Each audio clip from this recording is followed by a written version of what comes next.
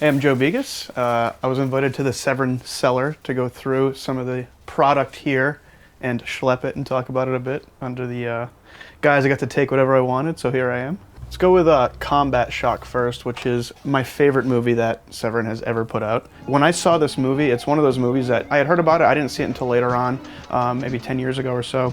And when I watched it, I just was blown away. I wanted to show everybody who hadn't seen this movie. It's so good, and it's like not talked about enough in that whole kind of sleazy ass New York 16mm wave of movies, you know, like Basket Case and stuff like that came through. I feel like it should be lauded a lot more. This is one of my favorites you guys have done, probably my favorite. You want a bag? What was that? You want a bag? No. I got Skinner over here, which I actually haven't seen in a while, but oh, this is a fucking rad cover. I just remember Ted Raimi giving the sleaziest performance of all time.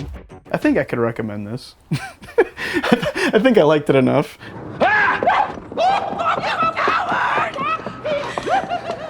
I'm gonna take this one. Dead Kids. I wasn't expecting to pick this, but I just saw it on the shelf here. Written by Bill Condon, one of his first movies. Went on to be nominated for numerous Academy Awards, but way back in his early days, he did Dead Kids, which this movie has an unbelievably good score by Tangerine Dream. The atmosphere of the movie feels a lot like early Carpenter. Halloween 3, even though it's not Carpenter, but Halloween 3, Christine, even Halloween, there's just something about the way that it's shot. It just has that Dean Cundey-esque, I guess, feel to it. Just wanted to make sure he didn't shoot it. I didn't shoot it. But yeah, it feels super Dean Cundey-esque.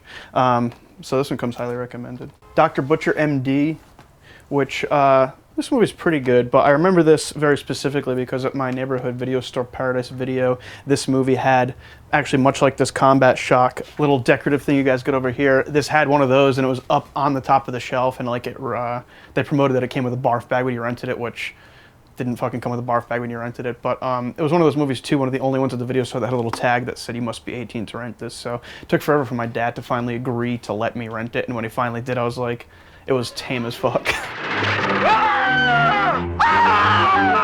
It was the rated R version. This is the uncut version, I'm pretty sure.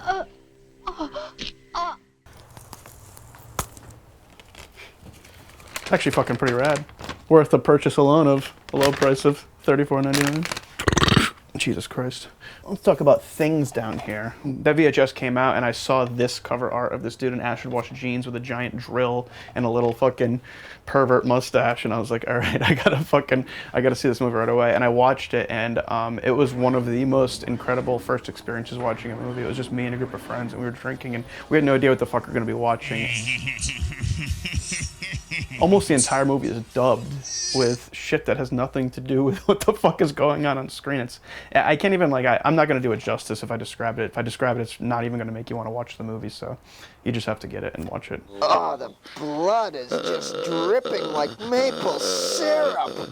Down here we have the now out of print Manson Family, Jim Van Bebber's possible swan song. One of my favorite movies Severin's put out.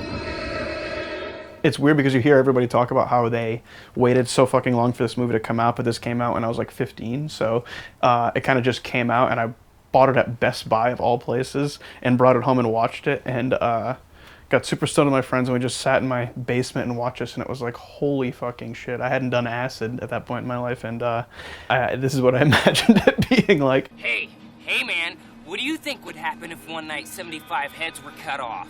Let me find a movie I'll actually talk about.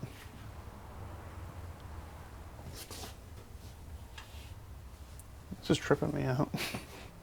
All right, I have to feel like there was no downtime, right? Oh. Does that work? Let's talk about Lost Soul. I mean, Hardware and Dust Devil are absolute masterpieces, and Island of Dr. Moreau is not. So, you know, you always heard stories and legends about what the fuck happened on that movie, and why Richard Stanley kind of disappeared for as long as he did, and this documentary gives you everything you need to know about it, and it's just, if you're into filmmaking or horror movies or anything like that, it's just so good to watch. Even if you're not, although why the fuck would you be watching this?